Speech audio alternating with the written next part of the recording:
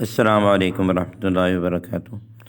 HMD تجویدی class, جہاں آپ سیکھیں گے 10 صورتیں ترجمہ کے ساتھ، نماز کے وضو کا طریقہ، نماز کے واجبات، اور اسی طرح تجوید سے متعلق بہت اہم باتیں، مخارج، صفات، اور 10 صورتوں میں عام طور پر لوگ جو غلطیاں کرتے ہیں ان کی اصلاح۔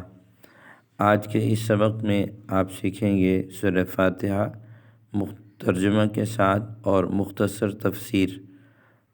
تو HMD تجویدی کلاس کو سبسکرائب بھی کریں اور دوسرے ساتھیوں میں شیئر بھی کریں تاکہ یہ صدقہ جاریہ ہو آپ کے لیے بھی۔ اب آیات کی تھوڑی سی وضاحت سمجھ لیجئے، مختصر سی تفسیر۔ الحمد کا معنی تعریف، اور للہ یہ اللہ تعالیٰ، لفظ اللہ کا ذاتی نام ہے۔ رب العالمین جو تمام جہانوں کا رب ہے، اس میں اللہ تعالیٰ کی تعریف ہے اور اللہ تعالیٰ کی ربوبیت کا اقرار ہے۔ الرحمن، الرحمن الرحیم، عربی کے قاعدے سے رحمان کے معنی ہے وہ ذات جس کی رحمت بہت وسیع ہو، یعنی اس رحمت کا فائدہ سب کو پہنچتا ہو، جس کی رحمت عام ہو، دنیا والوں کے لیے بھی اور مرنے کے بعد والوں کے لیے بھی، نیک بخت لوگوں کے لیے بھی اور گناہگار کے لیے بھی۔ الرحیم کا معنی ہے وہ ذات جس کی رحمت بہت زیادہ ہو، یعنی جس پر ہو، مکمل طور پر ہو۔ اللہ تعالیٰ کی رحمت دنیا میں سب کو پہنچتی ہے، جس سے مومن کافر سب فیض یاب ہو کر رزق پاتے ہیں۔ گویا اللہ تعالیٰ کی رحمت دنیا کے اندر عام ہے، کافر کو بھی پہنچتی ہے اور مسلمان کو بھی پہنچتی ہے۔ دنیا کی نعمتوں سے فائدہ اٹھاتے ہیں، اور آخرت میں اگرچہ کافروں پر رحمت نہیں ہوگی، لیکن جس کسی پر یعنی مومن پر ہوگی، اللہ کی رحمت ہوگی، مکمل ہوگی کہ نعمتوں کے ساتھ کسی تکلیف کا کوئی شائبہ نہیں ہوگا۔ تو رحمان اور رحیم کے معنی میں جو یہ فرق ہے، اس کو ظاہر کرنے کے لیے رحمان کا ترجمہ سب پر مہربان اور رحیم کا معنی بہت مہربان کیا گیا ہے۔ سب پر مہربان، اس میں اللہ تعالیٰ کی مہربانی اور رحمت وہ عام ہے، کافروں کے لیے بھی، مسلمانوں کے لیے بھی۔ الرحیم کے اندر اللہ تعالیٰ کی رحمت خاص ہے، مسلمانوں کے لیے، ایمان والوں کے لیے، اعمال صالح کرنے والوں کے لیے۔ اگر آپ کسی عمارت کی تعریف کریں تو در حقیقت وہ اس کے بنانے والے کی تعریف ہوتی ہے۔ عمارت کی تعریف کرنا دراصل بنانے والے کی تعریف کرنا ہوتا ہے کہ بنانے والے نے کتنا عمدہ بنایا۔ لہٰذا اس کائنات میں جس کسی چیز کی تعریف کی جائے وہ بالآخر اللہ تعالیٰ ہی کی تعریف ہے، کیونکہ وہ چیز اس کی بنائی ہوئی ہے۔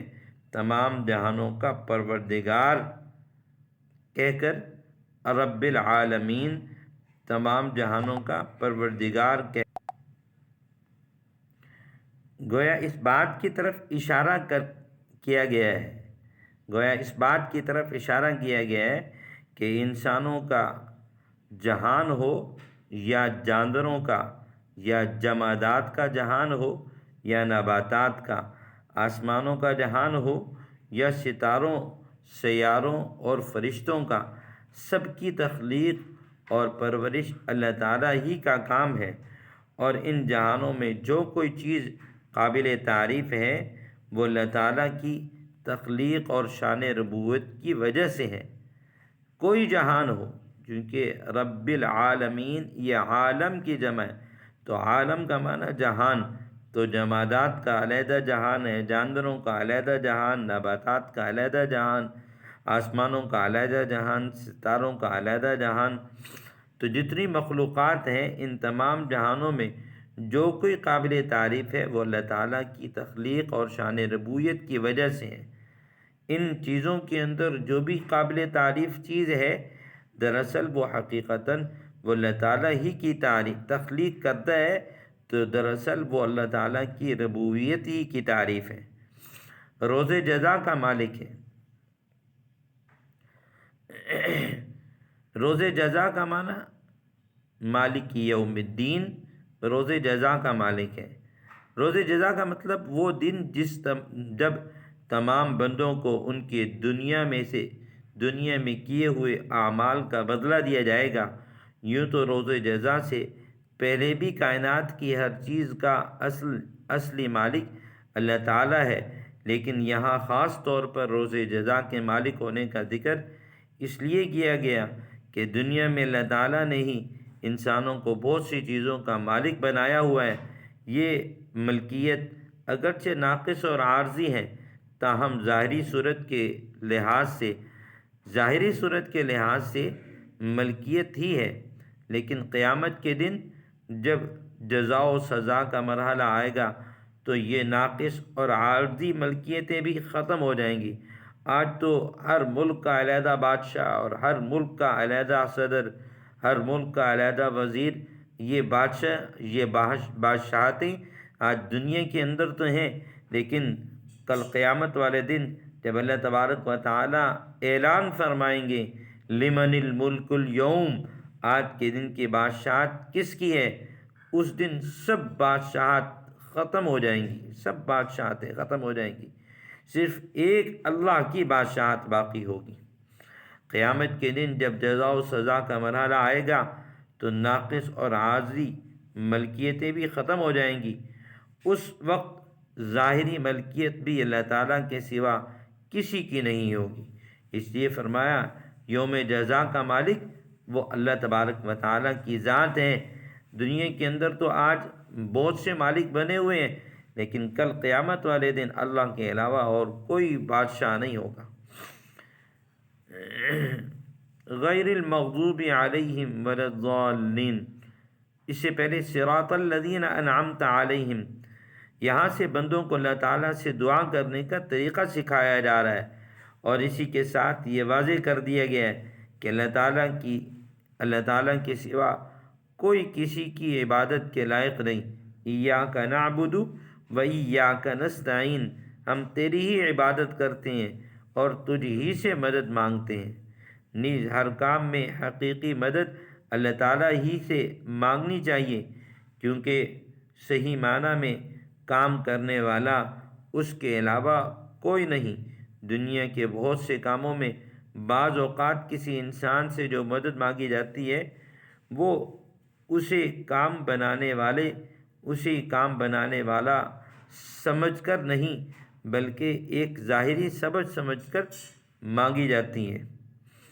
نیز ہر کام میں حقیقی مدد اللہ تعالیٰ سے ہی مانگی جاتی ہے۔ ایاک نعبد و ایاک نستعین، کیونکہ صحیح معنی میں کام کرنے والا اس اللہ کے علاوہ اور کوئی نہیں۔